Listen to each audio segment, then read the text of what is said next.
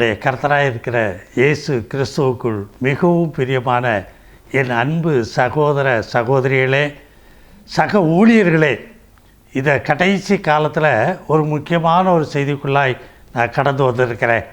கர்த்தர் எனக்கு கொடுத்ததும் பேசும்படியாய், சொல்லும்படியாய், அறிவிக்கும்படியாய் எனக்கு கொடுத்த வார்த்தைகளை உங்கள் மத்தியில் வைத்து போக விரும்புகிறேன். வெளிப்படுத்தின விசேஷத்தில் 1ஆம் அதிகாரம் 1ஆம் வசனத்தில் இந்த கடைசி காலத்தில் சபைகளில் சீக்கிரத்தில் சம்பவிக்க வேண்டியவைகளை தம்முடைய ஊழியக்காரருக்கு காண்பிக்கும் பொருட்டாக வெளிப்படுத்தி காண்பிக்கிறார்.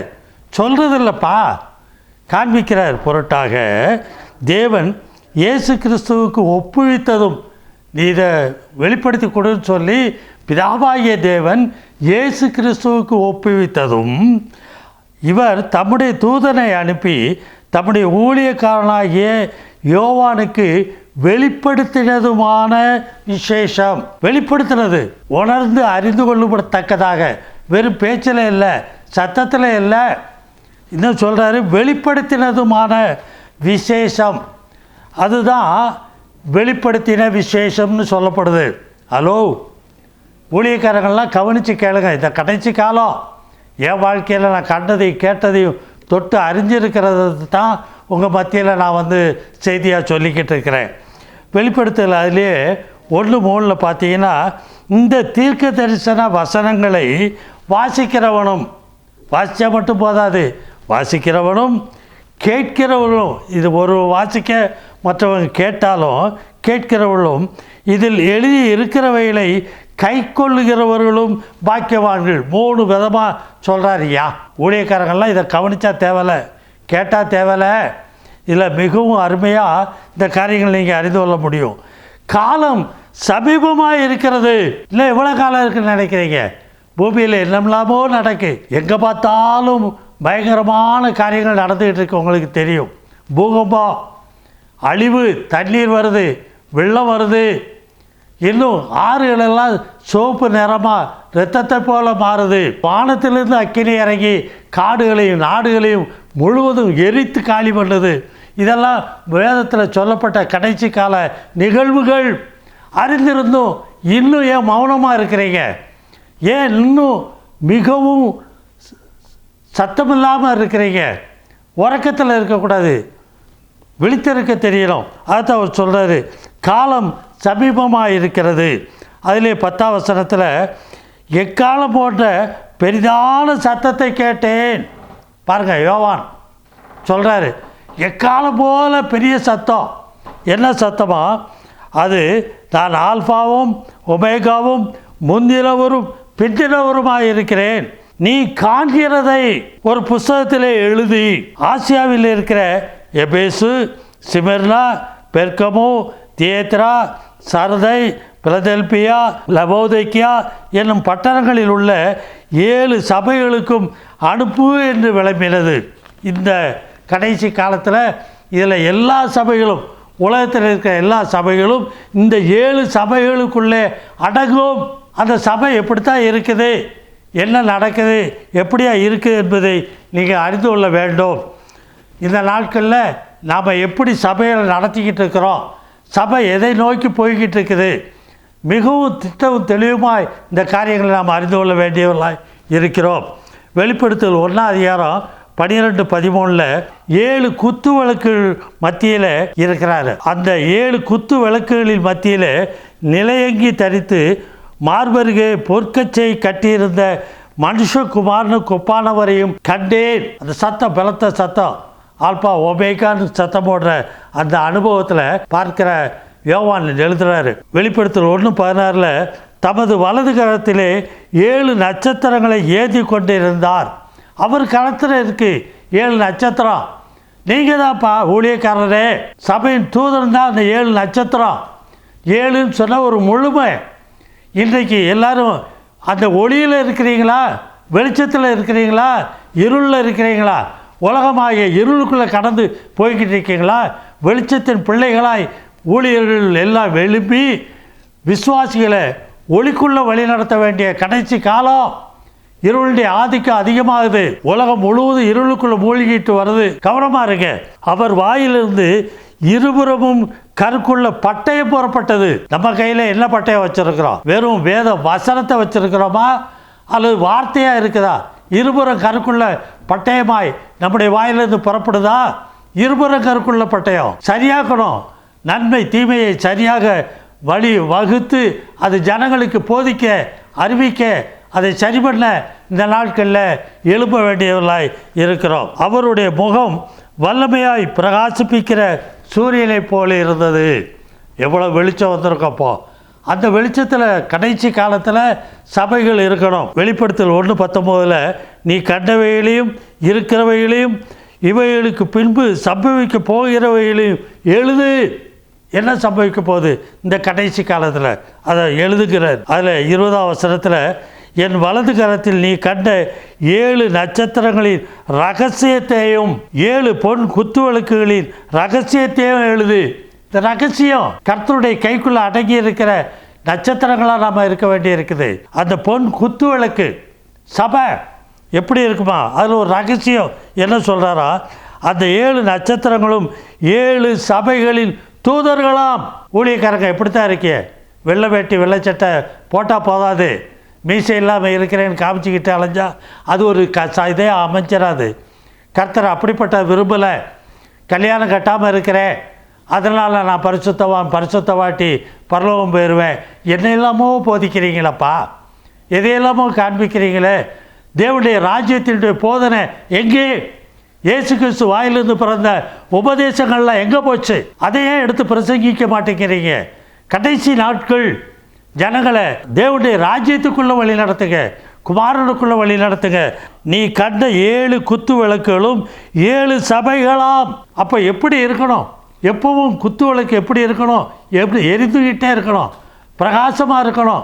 வெளிப்படுத்தல் 2ஆம் அதிகாரத்தில் 1-2 வசனங்களை வாசிச்சிங்கன்னா அதில் சில காரியங்களை நான் உங்கள் மத்தியில் வைத்து போக விரும்புகிறேன். எபேசு சபையின் தூதனுக்கு நீ எழுத வேண்டியது சொன்னால் போதாது, அவனுக்கு எழுதி கொடு அப்படிங்கிறார். உன் கிரியைகளையும் உன் பிரயாசத்தையும் உன் பொறுமையையும் நீ பொல்லாதவர்களை சகிக்க கூடாதவர்கள் இருக்கிறதையும் அப்போஸ்தலர் அல்லாதவர்கள் தங்களை அப்போஸ்தலர் என்று சொல்லுகிறதையும் நீ சோதித்து அவர்களை பொய்யர் என்று கண்டு அறிஞ்சிருக்கிற. அதெல்லாம் வாஸ்தவம் தான். அவங்களை குற்றப்படுத்தி பேசுறது பெரிய காரியம் அல்ல. ஆனால் என்ன சம்பவிக்கிறோம், என்ன நடத்துகிறோம் என்பதை நாம் அறிந்து கொள்ள வேணும் அப்படின்னு சொல்கிறாரு. வெளிப்படுத்தல் 2:3 பார்த்தீங்கன்னா நீ இதெல்லாம் சகித்து கொண்டு இருக்கிற, பொறுமையாக இருக்கிற, என் நாமத்து நிமித்தம் இளைப்படையாமல் பிரயாசப்பட்ட எல்லா காரியங்கள்லையும் அதை அறிந்திருக்கிறேன். 6ஆம் வசனத்தில் சொல்கிறாரு, நான் வெறுக்கிற நிக்கோலாய் மதஸ்தரின் கிரியையிலையும் நீ வெறுக்கிறாய், அது உன்னிடத்தில் உண்டு, அதெல்லாம் சரிதான். ஆனால் என்ன நடக்குது? 4ஆம் வசனத்தில் வாசிங்க. ஆனாலும் நீ ஆதியில் கொண்டிருந்த அன்பை விட்டாய் என்று உன் பேரில் எனக்கு குறை உண்டு. ஆதியில் நீ கொண்டிருந்த அன்பு, முதலாவது நீ கொண்டிருந்த ஆதியில் தொடக்கத்தில் கொண்டிருந்த அன்பை இழந்துட்ட, விட்டுட்டேன்னு சொல்கிறாரு.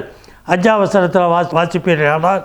ஆகையால் நீ இன்ன நிலையிலிருந்து விழுந்தாய் என்பதை நினைத்து மனம் திரும்பி ஆதியில் நீ செய்த கிரியைகளை செய்வாயாக. முழு இருதயத்தோடும் முழு ஆத்மாவோடும் முழு பலத்தோடும் தேவனிடத்தில் அன்பு கூர்ந்திரு.